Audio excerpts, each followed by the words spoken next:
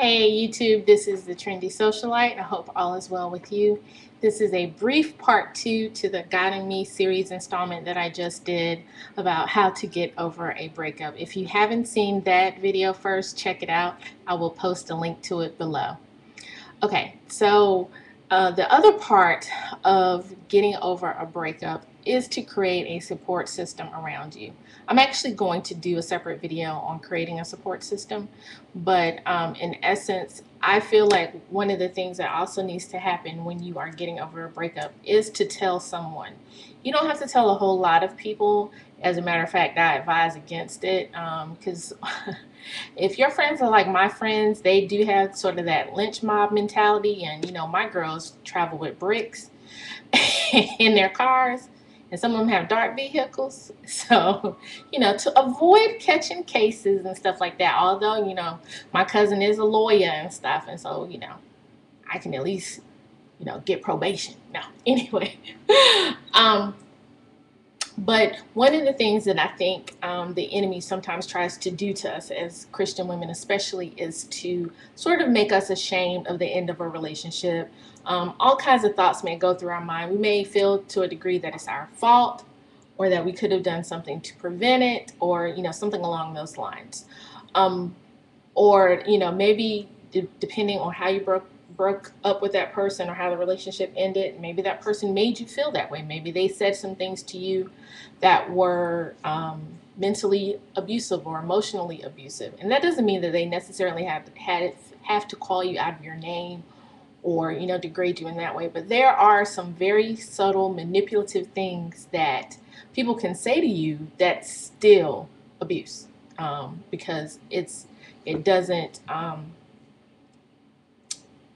it doesn't make you the best person that you can be. It actually belittles you and makes you insecure and your self-esteem less. So by telling someone, you sort of you shine a light on that dark place in your heart. And I feel like that is an extremely important part of getting over the end of a relationship. And I know all of the many times that a relationship that I have had have ended.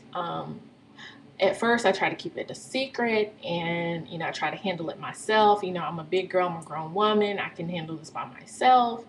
And I wasn't. I mean, I was to a degree in terms of the fact that I was functioning. I wasn't letting it debilitate me, but at the same time, I was sort of in a fog. I wasn't as happy as I normally would be. I wasn't, you know, as sociable, as well adjusted, because I was hiding this hurt inside. And, you know, I would get with my friends and they're all laughing and teeing and giggling and all this kind of stuff. And I'm sitting there, you know, just kind of smiling. But on the inside, I'm hurting. And then I'm compounding that hurt because I'm not able to share it, or I feel like I'm not able to share it. So I have adopted that mentality of basically just telling it. Just, you know, I just tell it, look, it's over. You know, and the last time that this happened and I was particularly upset, I sent an email to my girls, which, if you know anything about me, well, I'll talk about that in the support system video. But I sent an email to my girls and I was like, okay, it's over, or this happened. And now I don't really want to talk about it, but I just need for you to pray for me. And that's what they did. And one of my friends out of that group stepped forward and was like, girl, I will walk with you through this process. And she literally did. We spent so many nights on the phone with me. Sometimes we were just silent. I just needed someone to talk to, so I wouldn't contact that person. You know, if I was about to text him, I text her instead. And she was like, okay, stop. Don't do it, you know. So all of those things, that support really helped me to get over kind of that initial ending of the relationship and wanting to contact that person and potentially getting back into something that ultimately isn't healthy for me or isn't God's best for me. So I do suggest that you consider telling someone. Of course, you have to be extremely careful who you tell and allow God to really kind of help you determine who that person should be, lead you to that person. It may be a relative, it may be your pastor, it may be an older person that you look up to and that you have a particularly close relationship with. Whoever that person may be, just tell them, look, a relationship that I was particularly fond of ended, and I'm having a hard time just getting over that. So I would appreciate your ear, your support, your advice, and your help in just working through what my feelings are. I think, especially sometimes as Black women, we don't acknowledge our feelings. We feel, and sometimes others make us feel like, oh, we're just supposed to shake it off, brush the dirt off your shoulders, like he wasn't good enough for you, and blah blah blah. And while all of that very well may be true, it doesn't negate what's going on the inside of us. And a lot of times, what all we need is for somebody to listen sometimes, or all we need is someone to say, yeah, I know how that feels, or yeah, I know where you are, or yeah, that really sucks. The way everything went down, that's horrible. So my advice is to find somebody, talk to that person, tell them what's going on. Ask them, is it okay, from time to time, if I'm feeling some kind of way about stuff, that I send you a text, or that I shoot you an email, or that I give you a call.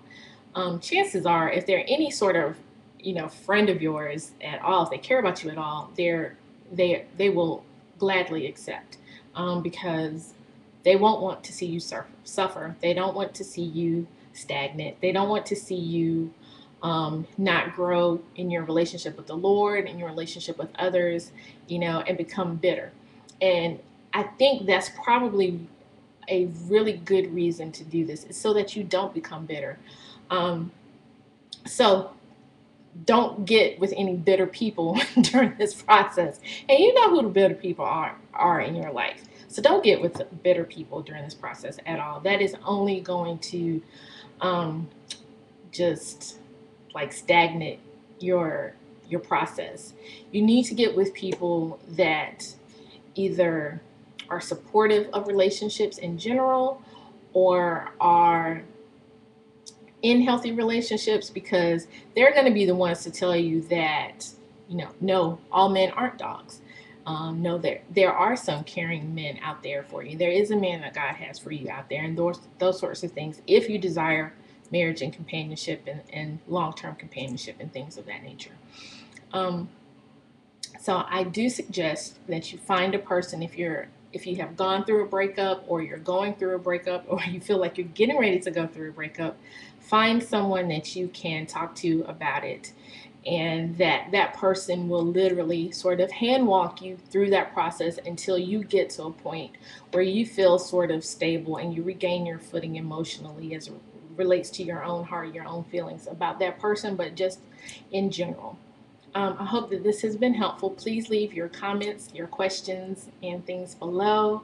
I am so enjoying doing this God in Me series. It's really blessing me, God, because it's showing sort of my growth, because a lot of the questions that I'm receiving and the topics that I'm discussing are things that I have gone through, or I'm going through to some degree still. But I'm just so thankful to God for his grace and his wisdom and his love that just helps me every day to not only live, but to live an abundant life and to live a joyous life, because he lives inside of me. And that's what I want for each and every one of you. So leave your comments below. I love you all. Take care. Be blessed. Bye.